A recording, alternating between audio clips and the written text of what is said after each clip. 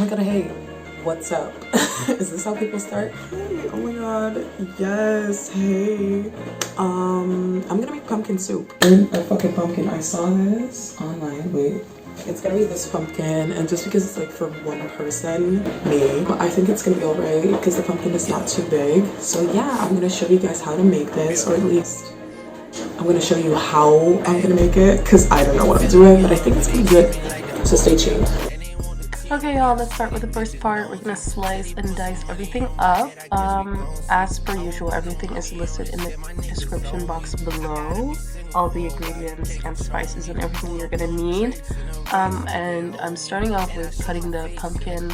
I'm cutting the bottom so it can stay on the countertop, and I'm trying to carve the top, but I've never carved a pumpkin before. Maybe you can tell by the way I'm going at it. I don't know really what I'm trying to do here, but yeah, it's giving fall season. So basically I cut up the top, and now I'm making like an incision into the pumpkin so that I can scoop out the flesh better. I don't know why it's called pumpkin flesh though, like the innards, yikes. And some of the parts that I'm gonna keep, I'm gonna put in a separate bowl, and some of the other parts I'm gonna, discard.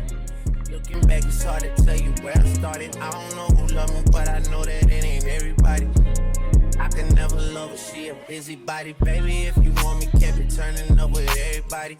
Nah, I'm just realizing that there's so much pumpkin footage, but it's just because I didn't really know how to carve a pumpkin, so most of the time that I spent on this recipe was carving the pumpkin.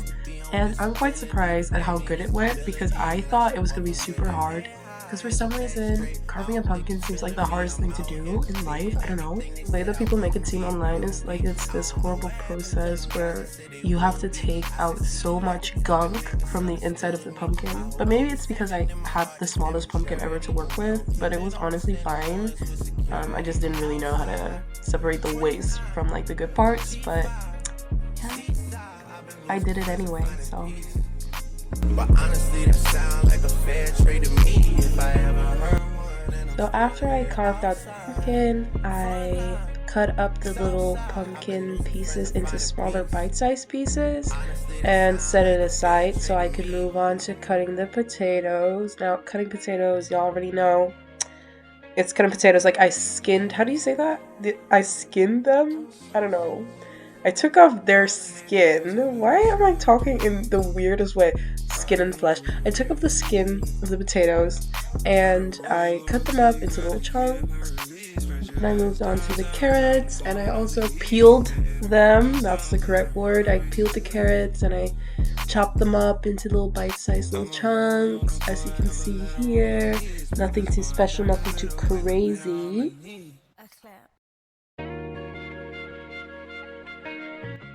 And finally, our aromatics, 1 whole red onion and 2 little garlic cloves. You can see me cutting them up here, but at this point, you should know how to cut an onion.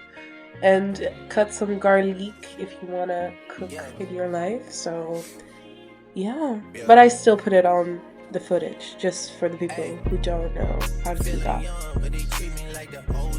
And they want the tea on me, I swear these bitches nosy. Said he put some money on my head, I guess we gon' see. I won't put no money on it. Alright, so now comes the second part, which is sauteing and base. So I'm basically gonna make a base for the soup, which is gonna be this cornstarch slurry with the aromatics in it and some spices.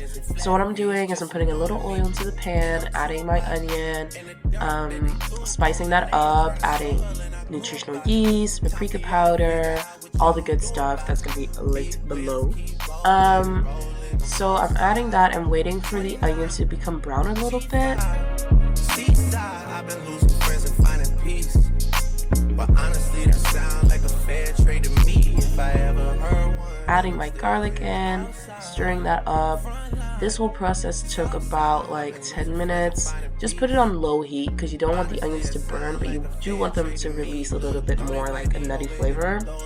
And after all that, I put in a little bit of a cornstarch slurry to thicken the base, and then let this cook until it looks good, in my opinion, which is like around 10 minutes again.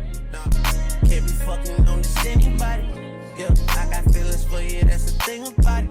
Yeah, you know that it's something when I sing. I forgot to mention that I'm also adding in lentils into the base and letting it cook through.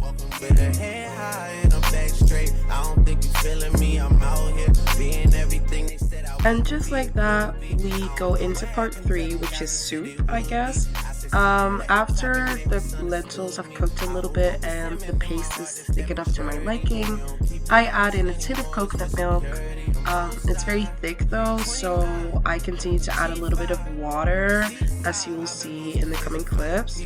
And I think it's about a cup of water, something like that. If I ever heard one and I'm still here outside, front line, south side, I've been losing friends and finding peace. Honestly, that sound like a fair trade to me.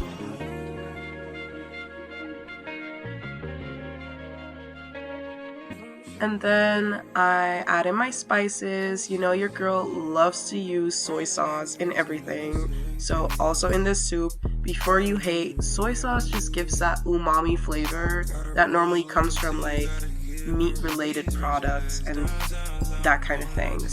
I also add in nutritional yeast because you know your girl loves nutritional yeast. I add in some nutmeg, salt, pepper, all the good stuff. So this is all the water that I said I was gonna add in, and it's about 1.5 cups if you look at it.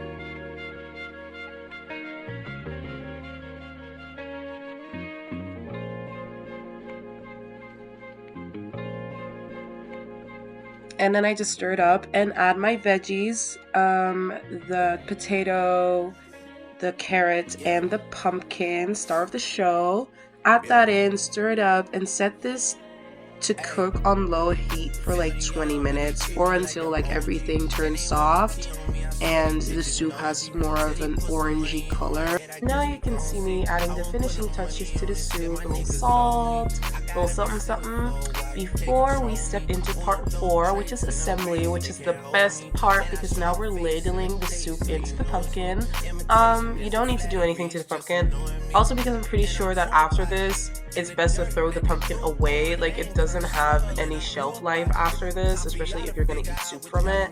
If you do want to keep the pumpkin, I don't know what you need to do to it to make it like safe for usage again. But isn't this the cutest little thing? Like yes, all I did was like add it in and now it looks like this. Yay. Stop it. Bitch, you better not fall. Oh my god, no, I'm not gonna cry. Actually, stop. No. This is so fucking cute. Like, this is cute. This is so cute. Stop. Okay, but does it taste good? The pumpkin just melted into this. The pumpkin is gone. Could you see my face? Girl, the way I'm squatting right now. Still very hot. Ooh, this is...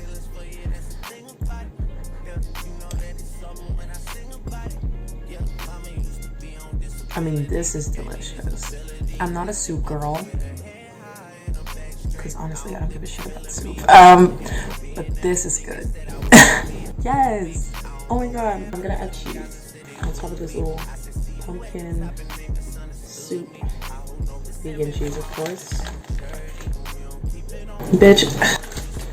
Y'all, I think I just invented soup. How is this so delicious? Oh my god, stop.